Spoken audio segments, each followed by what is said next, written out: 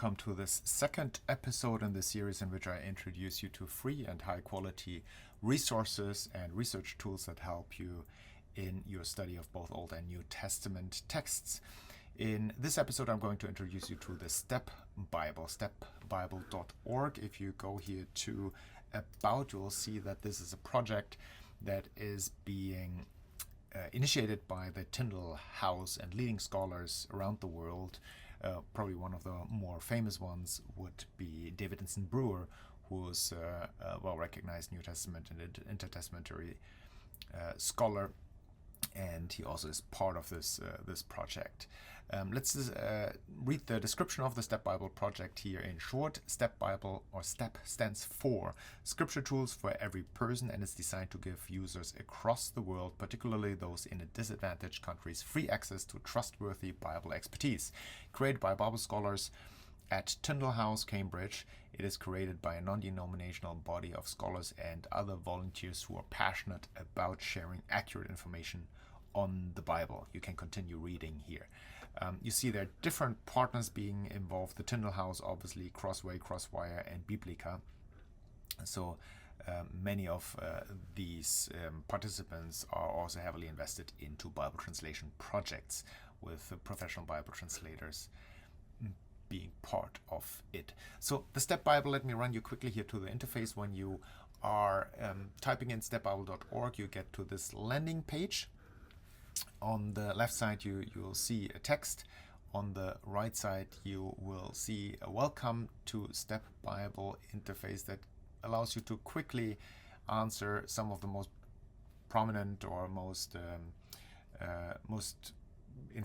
important question that you probably want to get answered at the very beginning. For example, how do I find a word or phrases? How do I find words or topics? You could just click on the hyperlink and it tells you that you should go here to the search lens to fill in your word that you're looking for. So let's get started here, and let's build an interface that we would like to use. Let's assume we want to study the birth narrative of Jesus. It's about Christmas time now, so let's do that. We can, on the left side, let's say we want to have an English translation. You see here Bibles and commentaries, so it also has quite some commentaries being made available. These are obviously older commentaries that are in the public domain. Bibles, let's choose the ESV translation. We can choose several translations, but let's keep now for with the ESV. Okay. So now you see we have the ESV translation. Let's go to the birthing narrative. So that would be Luke chapter 2. Here we go to Luke chapter 2. Now we want to open a parallel text, namely the Greek New Testament text. So you go here and choose your Bible. In this case, not an English Bible, but an ancient Bible. In this case, we want to add the SBLGNT text, the Greek New Testament, as it was made available by the Society of Biblical Literature. So I'm clicking on this text and okay. So now you see on the left the ESV, on the right an interlinear translation of ESV and SBLGNT. If we only want to have the SBLGNT, we just take off here the ESV, and now we are good to go. We can increase the font size easily by going to the engineering wheel and then increasing the font size. I think for this video tutorial it might be handy to do this. Here we go. So we have increased the font size. You can see that everything is connected, so you see always on when you hover over an English word, you see the corresponding Greek word on the right. This is because of the underlying strong numbers. You can do the same when you are in the Greek. You see the corresponding English translation, English translated words on the left. Egenotodet, hentes, emerais, ekenais. You see here ekenais, that is actually the demonstrative pronoun those. When you hover over the words, you see that there is a little pop-up window showing up at the top of your screen. Sometimes it's at the bottom of the screen, depending on your screen size. It will provide you with some basic dictionary information, as well as with the corresponding morphological information. You could also click on the word, and then you have a word analysis showing up here on the right side. Ekanos, you see here the meaning, and then the grammatical information that comes with these words. Let's go to another word, Bethlehem. The reason why I click on Bethlehem is because there's also map information connected to topographical or to proper names that refer to landscapes or to city names or areas. For example, Bethlehem. You could click here on the map and it will open a map with the information you see here. It is encircled Bethlehem, so you get a better understanding of where things are happening in your narration. Or let's click on Galilee, right? You can click here on the map and you see here is Galilee. So you get a better understanding of the topographical information that is being narrated here. You can, here, proper name, Augustus. You see, again, information here. You can go to the Lau-Nida dictionary and get your information here, related words, Caesar only, and so on in the New Testament. So really nice tool. You can do word searches.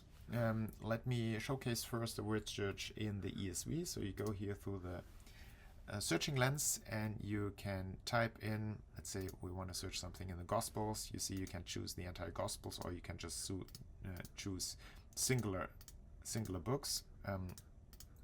You can also type in specific ranges, let's say Luke 1 till 5. So everything is possible here with regard to the delimitation for Bible books. Let's choose the Gospels for now without Acts. Update search range, and now you can type in, let's say, Bethlehem.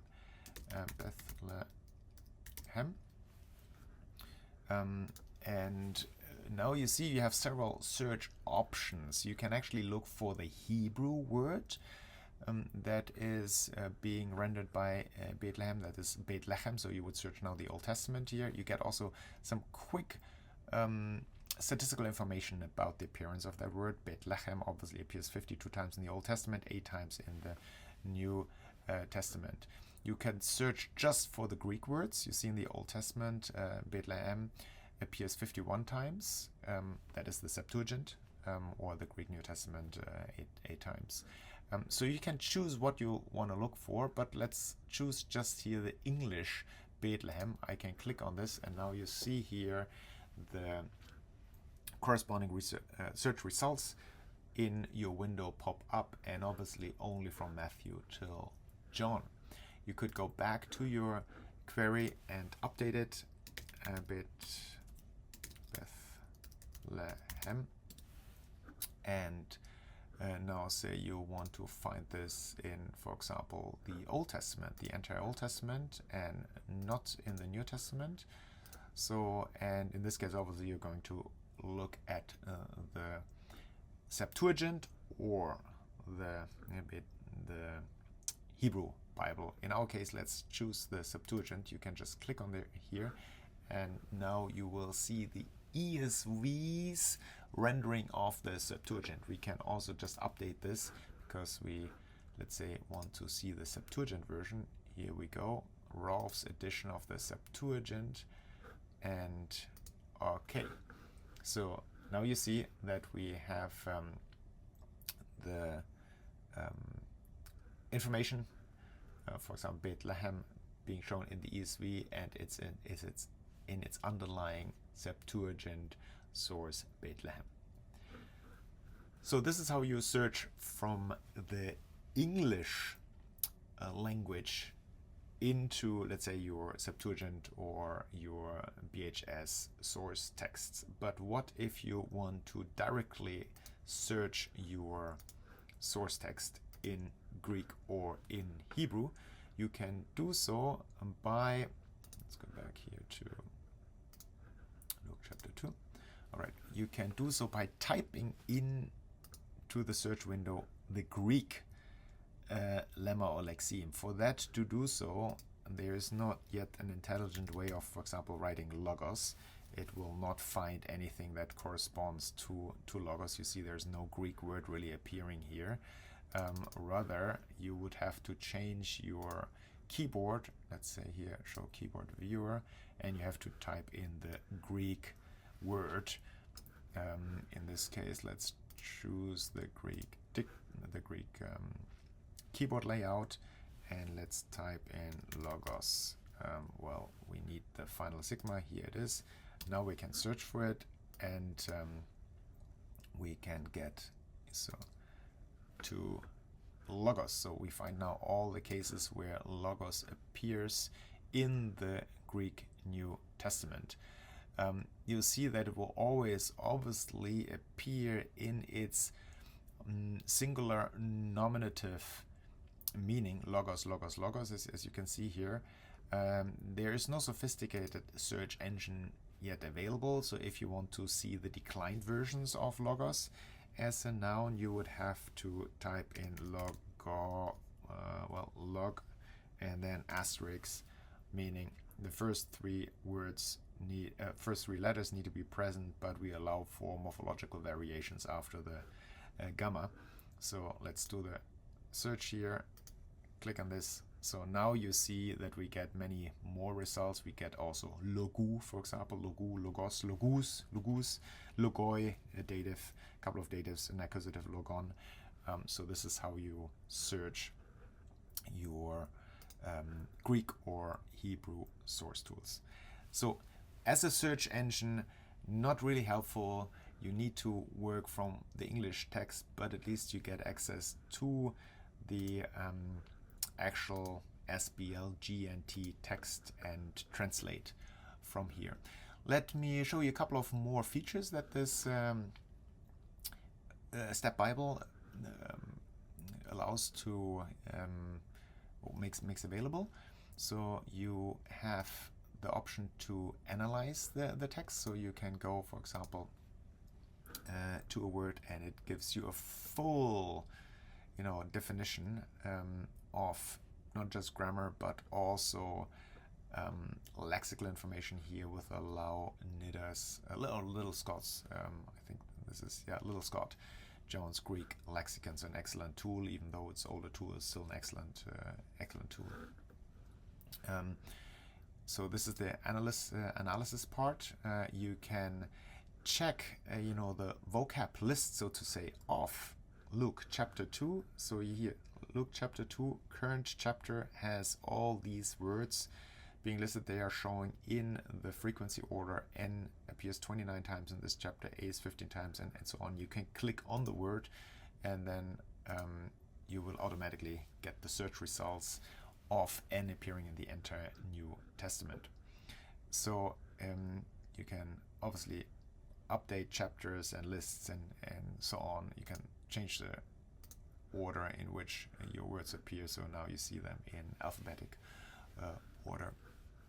So this is the analysis tool. Then you have the language tool. That's where you can change your interface. So you could go to Spanish. So now your entire interface will appear in Spanish. Again, keep in mind that this tool is there to provide the majority world with first-class Bible research tools. I don't know Spanish, so I'll go here back into English. Alrighty, good. So then you have under more a whole list of helpful instructions on how to better operate the site, so video demonstrations. And when you click on this, you'll get a whole series here, David Instant Brewer showing you how you can use the StepBible as a research tool, as a much more to its full potential. So check those videos, they are helpful. Also, what you have here is guides and instructions. If you are going to use the StepBible as a research tool. I would highly recommend you check out here the help pages. They will show you how you can make your text view in the way that you want it and give you quick access to the information that you desire to see. Then you have also the option of, let me see here under resources, right? The option to get an overview over helpful resources. Let's say you're doing a study on the Gospels and you want to see the harmonies. You have here now on the right the option to actually check your harmonies. Let's open here our Greek New Testament. SBLGNT, here we go. Alrighty, and let's only see the SBLGNT. And you can now quickly go through the different sections. So let's say we are thinking about the birth of Jesus narrative. You see we have it in Matthew 1:18-25 and in Luke. So we could just quickly go to Luke by clicking here and we're automatically now in Luke. Or we click here and now we are in Matthew. So let's go back here to the resources, miracles in the Bible, New Testament letter structure. So yeah, here you have the typical structure that you would find in New Testament letters. So helpful additional tools for you when you explore your New Testament text. And usually high quality resources are being accessed when that information is being provided. Well, I hope you got a good overview here on the StepBible. I really encourage you to explore this a little bit more and see whether you can build this into your workflow as a free tool for the study of both Old and New Testament.